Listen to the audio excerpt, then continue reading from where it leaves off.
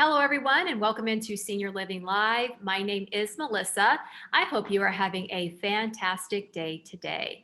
Well, we are continuing to check in with Arbor communities, from residents to our staff members, all in an effort to arm you with as much information as possible about senior living.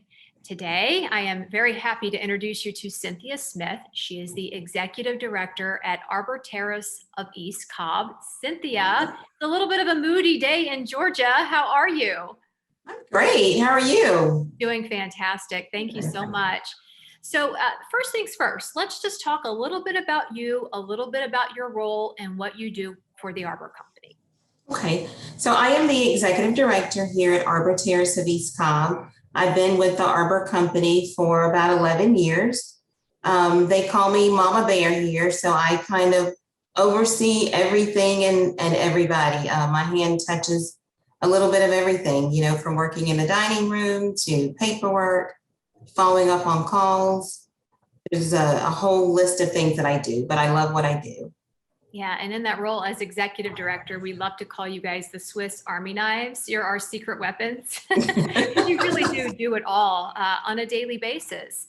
And I know that, there was a lot of individuals who maybe were ready to make that jump to senior living, and then the coronavirus happened, and then they decided, maybe that's not the right time. But now, as we continue to emerge from lockdown and the coronavirus restrictions are lifting, what should people be adding to that list of, quote, what to look for when choosing a senior living community? Okay, so I think families that are looking are still nervous and hesitant some about senior livings. There's a couple of things I would say to ask is, the community that you're looking at, are they open? Can you come in and visit? Because that's huge for families as well as residents.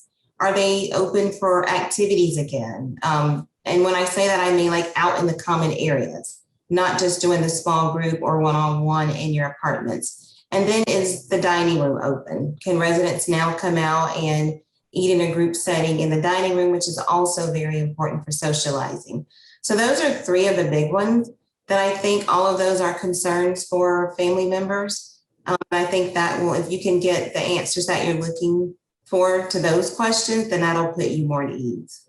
Yeah, the virtual part of what the coronavirus has sort of started, with all the Zoom calls and getting to look at everything online, it's really not the same when you can come into a community and you can see it, you can feel it. And that is such it could be the decision between moving into a place and not moving into a place. Oh yeah, absolutely. Yeah. So what are some of the trends you are seeing in terms of what people are asking when they come in for a tour, and how has your community adapted to meet those requests? I think one of the biggest things that we are seeing from families that pretty much comes up at every tour now is about vaccinations.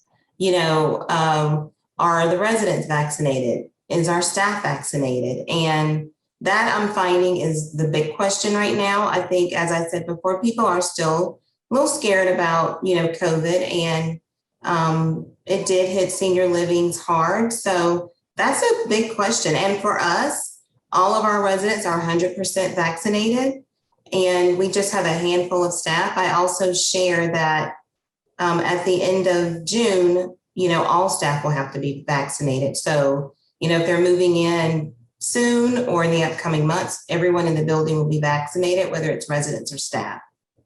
Yeah, and that's huge. And you're right, the Arbor Company did make that mandatory now, as you mentioned, in June, for all of the staff to be vaccinated as well. And it kind of makes sense, doesn't it? Yeah, absolutely. And I'm finding also, families are quick to share that they're vaccinated as well. So to me, if I'm going to require, if our residents are vaccinated and we're caring for them, then we should absolutely be vaccinated.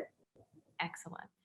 So what have you and your staff learned about your residents this past year?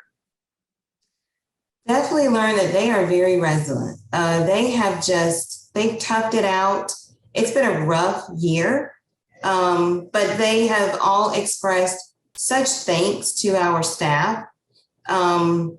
And I learned, and I think probably some of them have learned too, that which, we all know, but when you can't see your families, you really realize just how much you miss seeing them. So I think that's been the one big thing that we've learned from our residents is that they need their loved ones around.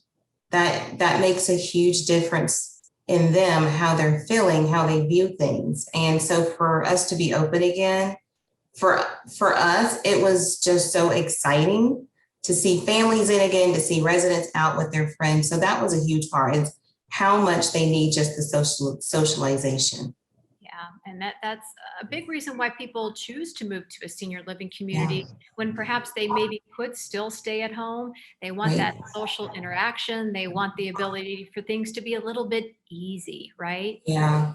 Yeah. It's nice to feel that, there's always somebody there, but when we were, residents couldn't come out, they didn't get that. So now for them to be able to be out, to see each other again, that's really nice.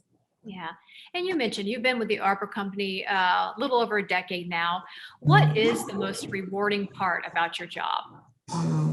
The success stories. When a resident moves in, especially if they or their family members are hesitant and they move in and they're happy, their families are happy, they see the difference in them, maybe when they were living at home or another community and then they move here. That is always very rewarding. It's rewarding when we are a community that has 3 separate neighborhoods.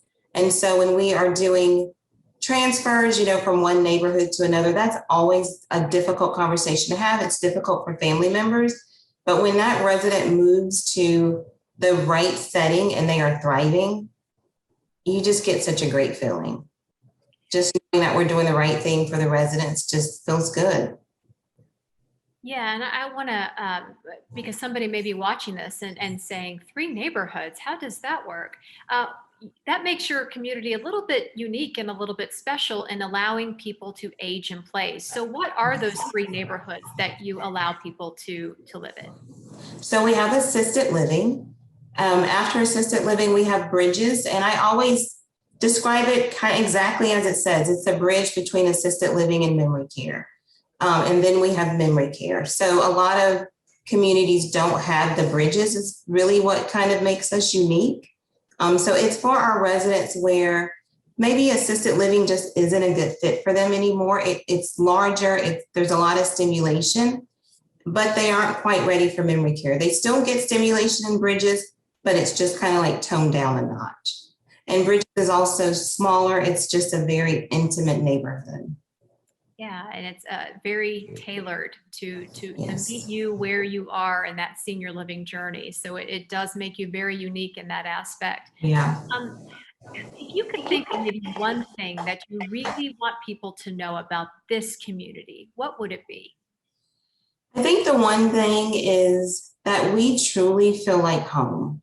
I hear it from current families. I hear it from people that come in that are just touring, that they always say how it just feels homey to them. We have such friendly staff. They greet everybody.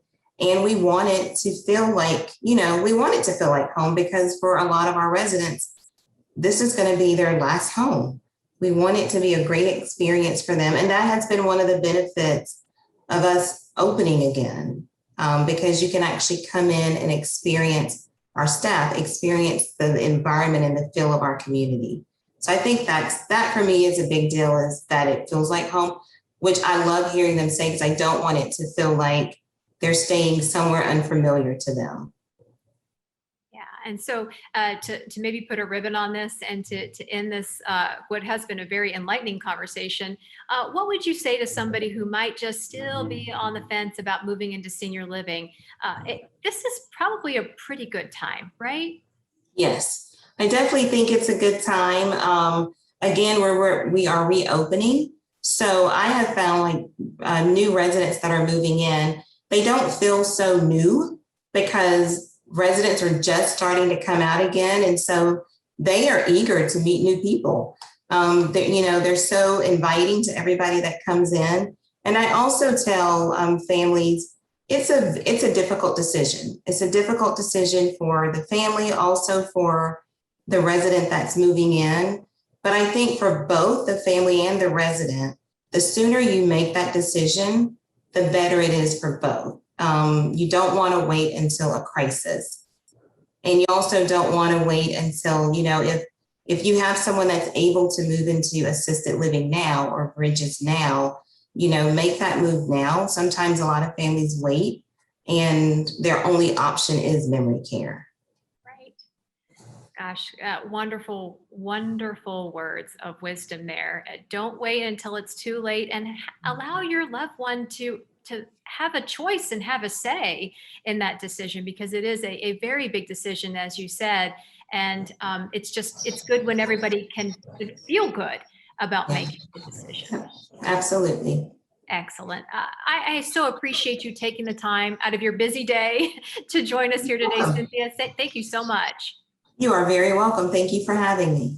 Thank you. Well, if you are interested in learning more about the Arbor Company or senior living in general, you can head on over to our website at www.seniorlivinglive.com. It is open 24 hours a day, 7 days a week. Have a great day, everybody.